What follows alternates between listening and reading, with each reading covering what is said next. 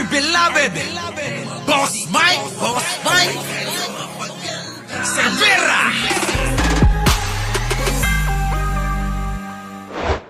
Ito na, oo, meron ho kayong dapat malaman. Dahil nga dito sa pagpapalano na pagkaroon ng pagpapabagsak kay Manong Bongbong, mga kababayan, ito na ho. Oo, mayroon na hong nagbunyag, mga kababayan. Ito, basahin natin. Nako, Diyos ko po, ito na. Hindi yan, Boss Mike, yan din yung kanina eh. Ito. Yan. Ito na ho, mga kababayan ko ha. Ito. Meron kayong dapat malaman ayon sa ating source. The Senate Kupel. Ayan na. Laka. Ang pitch ni Chis sa majority senators, tumawid na kayo sa amin. Hala kayo. Baka makaka-copyright tayo. Yan, maliwanag pa rin naman, kitang-kita. Nag-pitch daw, mga kababayan, etong si Chis Escudero sa majority senators. Hala ka. Oo. Ibig sabihin, mga kababayan, nang iingganyo na ho si Chis Escudero. Ito ho yung senador na kayang bumili ng panregalo sa isang babae na nagkakahalaga ho ng kulang-kulang 60 million. Sing-sing pa lang po ito yun ha. Oo, kaya hong bumili ng panregalo ng nagkakahalaga ng kulang-kulang 60 million. Mga kababayan. Pero po, ang tanong, bakit po sa kanyang salin, 18 million lang ho yung nakadeklara? Di po ba maliwanag na pangluloko sa atin? Yan po yun, si Chis Escudero. Ano po? Eto, mga kababayan, basahin natin. Ang pitch nga daw, ang pag-iisplika at pag-iinganyo netong si Chis Escudero sa mga majority senators. Tulad ng yung grupo nila Ping Lacson, nila Senate President Tito Soto, yung mga yan, mga kababayan, mga tulpo. Opo, yan. Mga kababayan ko, eto, ang pitch ni Chis Escudero ay tumawid na kayo sa amin by November 17. Iloloklok na si Sara, solve na mga problema nyo. Hala ka! Sabi ko sa inyo ang pagkampi sa isang luka-luka, may kaakibat na kapalit na napakahalaga. Yung pong mga problema daw nila masosolve na. Basta kampiyan lang daw yung vice-presidenteng may tama ang isip niya, mga kababayan. Grabe, no? Grabe, mga kababayan, itong plano nila. Nabisto na. Balita, kita nyo, by November 17, iloloklok na si Sara. Solve na mga problema nyo. Solve na, ligtas na kayo, safe na kayo. Sabi nga ni Marcoleta. Safe na daw ho, mga kababayan, lahat yung mga may kaso, yung mga kinasuhan, absuelto na. Grabe, matindi. Balita, ito na mga kababayan. Balita is only the Villars took the bait. And ito na. Yun lang daw po, mga kababayan kumagat ng pain. Yung mga bilyar, alam nyo naman yung mga bilyar, di ba? Dalawa yun. Ito na. And, of course, Pia. Dahil si Alan ang magiging SP. Alaka! Pati daw yung Pia Cayetano. Alam nyo naman yung mga Cayetano, sabi ko sa inyo, may pagmamalaki niyan ay pagiging balimbing nila. Di ba? Tama, mga kababayan, mag-like naman kayo para naman ganahan tayo. Addictus Rex. Sabi rito, mga kababayan, ito, balita is only the Villars took the bait. Kinagat lang daw itong si Villar at of course si Pia na dahil nga daw si Alan Cayetano ay magiging Senate President. Pinlano na nila. Talagang hinahangad na ho nila, mga kababayan, yung pagpapalit kay Sara. Eto na.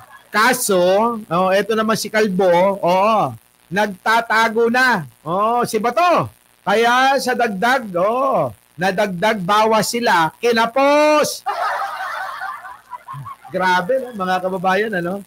Kinapos daw ho, mga kababayan, dahil nga po, etong si Bato nagtago bigla, natakot sa kanyang warrant of arrest na madala po saan? Doon sa Dahig, Alaka. Oh, balak sana nila ibalik si Marcoleta, eto naman si Panotya. Oo. Balak sana nila ibalik si Marcoleta as chairman of the Blue Ribbon Committee. And represent nga nila ang kanilang star witness daw. Ang kanilang star witness po, mga kababayan, ay si Saldico. Na ngayon, mga kababayan, ito na nga nangyari. Oo. Dahil hindi nangyari, naging failed yung kudita nila na binabalak para ho mapalitan ang liderato ng Senado. Ang nangyari po, mga kababayan, ay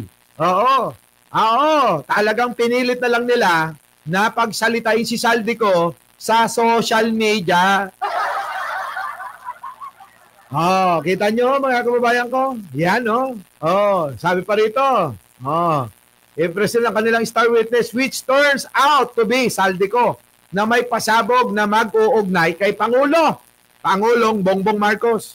So, ang backup plan nila, i-video na lang pasabog ni Ko. At syempre, pa-installment pa para may build-up. Kita nyo, unang banat pa lang, wala na.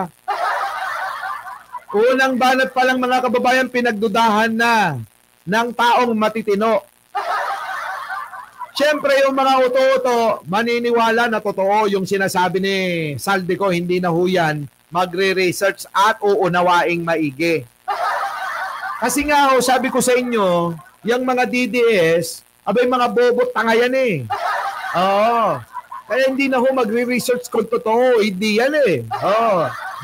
So, eto na, mga kababayan ko.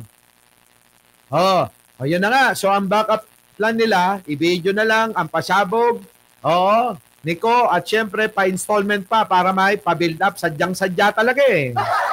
At ayon nga, sa kudita script nila, ito ang gagamitin nilang basihan para sa panawagang patalsikin si Pangulong Bongbong Marcos. Yan na nga, gagamitin nila yung script ni Saldico nang hindi man lang dumaan sa tamang proseso at due process. Kita nyo, mga kababayan ko, ang dami nilang inuuto rito. Wala naman tayong magagawa kundi, ano pa nga ba? Mga bobot tanga yung mga yan eh. At ayon nga, sa kudita script nila, ito ang gagamitin nilang basihan para panawagan patalsikin si Pangulong Bongbong Marcos sa November 16 hanggang 18. Dahil nga bawal daw, 'di ba? Yung magpagsalita ka ng pabagsakin ng gobyerno, meron ho silang ginawa na magiging rason nila kahit po hilaw na hilaw, nagaruspay. Di ba? Yun na po, nagaruspay, sige lang sila na sige. Hilaw na hilaw po. Kita nyo, gahol na sila.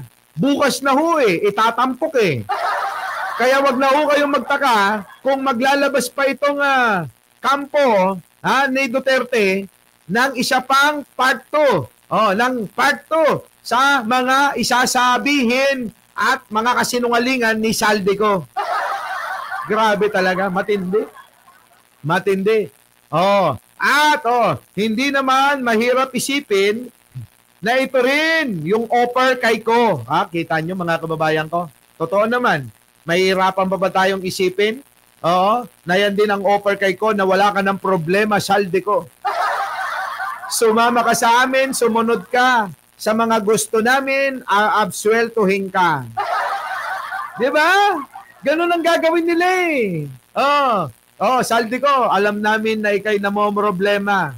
Ibenta mo na kay Satanas ang iyong kaluluwa. Siyempre, sa anak niya, ikaw makipag-usap. Di ba? Sino yung anak? Di si Sarah. Meron pa bang iba? Sino ba ang anak ng demonyo? Di si Sara Duterte. Sino ang kumakampi sa demonyo? Di kapwa demonyo. Ganun lang ho yun. Ang kapwa demonyo lang naman ang kumakampi sa kapwa demonyo Di ba? mapasimbahan, mapasekta, mapasaang anumang organisasyon. Tignan nyo yung kanilang namumuno. May isyo ng panggagahasa yun. Di ba? May isyo ng pangangalunya yun. Di ba? Kita nyo mga kababayan ko? Buti na lang dumating si Maring Emma. Kung hindi, wala talaga. Sumama ka na sa kudita namin. No. Pag naluklok si Sarah, solve na ang problema mo, saldi ko. Solve na. Sumama lang kayo kay Buday, kahit si Raulo, isosolve yung mga problema nyo. Lahat ng mga kasalanan nyo, walang mangyayari. Hindi kayo makakasuhan man kayo, aabsueldohin agad-agaran. O kaya, dahil nga may tama ang utak ni Sarah, sasabihin niyan, pardon ko na yan. Di ba? Pardon na kagad yun. Langya na yan, Kaya sabi ko sa inyo, si Pangulo na lang ang taong nagmamalasakit sa atin para mawakasan ang sistema na nakagisnan nila. Sanayan, kita nyo, nakasanayan na pag nanakaw sa kaban ng bayan, mga walang ya talaga. Mga dati, mga kababayan, wala namang hanap buhay, pero tignan nyo naman. Ano nang meron sila ngayon? Abay mga kababayan, malapit na ang kanilang kayamanan marating ang impyerno. Di ba? Sabi ni Jewel, thank you naman. Maring Emma, sige, huwag ka nang magpapigil. Eto na. Sabi rito, hindi naman mahirap isipin na ito rin ang offer kay Saldico. Sumama ka na sa kudita namin. Pag naluklok si Sarah, solve lahat ng problema mo. Balik ligaya, magnakaw uli kayo. Di ba? Yan ba ang gusto nyo mga kababayan ko? Yung pong mga tao na mga malapit ng masukol. Ay, mga kababayan ko, itong malapit ng masukol. Mga kababayan, maaabsuelto pa at mapapalaya pa at mapapawalan pa ng sala? Naku po, thank you po. Ma'am Emma, thank you. Jewel. Eto na. Next, Boss Mike. Eto na. Yan hindi naman mahirap isipin na ito rin yung offer kay ko. Sumama ka na sa kudita namin. Pag naluklok si Sarah, solve lahat ng problema mo. Yan. Ewan ko sa inyo, pero sa dami ng tindi ng ebidensya at testimonya na magtuturo sa kanya, ang tinutukoy ay kay Saldico bilang principal player sa flood control scam. Parang natural na lang na sasabihin niya kahit ano. Parang ganun Sige, kahit ano na. Ganun din naman wala na Ang dami nang nagturo sa akin. Ang dami nang nagsabi. At nandoon sa tamang venue, hindi ko katulad. Alingaw-ngaw lang ako sa social media. Bahala na kayo. Di ba? Umuwi ka rito, Saldico. Nako! Malamang sa airport pa lang, marami nang kukutos sa'yo. Pero sa dami, hindi. Yan ang testimonya na nagtuturo sa kanya bilang principal player sa flood control scam. Parang natural lang na sasabihin niya na kahit ano at isasangkot niya kahit sino. Kita niyo? Isasangkot. Sabihin ko sa inyo, pag sinabi ni Sarah, sama mo si Jesus Christ, sasama niya Yung sitwasyon ni Saldico na yan, mga kababayan ko. Kapag sinabi ni Sarah, isama mo, damay mo na si Jesus Christ. Idadamay niya na mga kababayan ko. Kasi nga desperado na to. Diba? Maligtas lang ang sarili. Kita niyo mga kababayan ko. Maligtas lang yung sarili niya. Kapit sa patalim. Mag-like naman kayo sa mga hindi pa nagla-like dyan, like lang po muna mga kababayan. Wala pa tayo sa kalahati. Kita nyo mga kababayan ko. Kapit sa patalim na yan. Totoo naman ang suggestion ko lang sa kanila, next time ayusin nyo naman ang video production nyo. Totoo Yung video production, mga kababayan ko, ang pangit-pangit. hindi mo mapaniwala yung mga tao, ano. Siya, dami ng pera nyo, hindi ba kayo makakuha ng maayos na editor? Ako na lang! Grabe. Oh, di ba? Puro DDS yata nanonood dito. Hayaan mo sila para matutunan nila to. Tindi, no? Mga kababayan ko, no? Tindi talaga. Grabe. Ibang klase itong mga ito. Oh, yan, mga kababayan. Posted by Bart Gengona. Mga kababayan ko. Ha? Yan po, oh. Oh, at, oo. Vicente Romano. Oh, di ba? Mga kababayan ko, yan. Yan ang sinasabi ko na dapat ho hindi ho tayo yung mapag-desisyon agad. Bawat mga sensitibo na balita dapat nating inuungkat. Oo, hinihimay-himay. Hindi po yung lagi na lang mga kababayan Oo, Allah, sabi ni ganito. Ay, kailangan ganito. Sabi ng mga DDS na bobong mga vlogger, Allah, sabi ni Saldi ko ganito. Hero natin yan, hero! Grabe, no? Samantalang dati mga kababayan, minumura nila si Saldi ko. Yung galit nila mga kababayan, talagang sukdulan. Di ba dinamanda pa nga ni Saldi ko si Banat Bay? Di ba? Oh, tontuwa si Banat Bay niyan kasi yung demanda ni Saldi ko. Oh, paano na? Grabe, matindi talaga, matindi. Matindi sila. Our beloved Boss Mike Severa.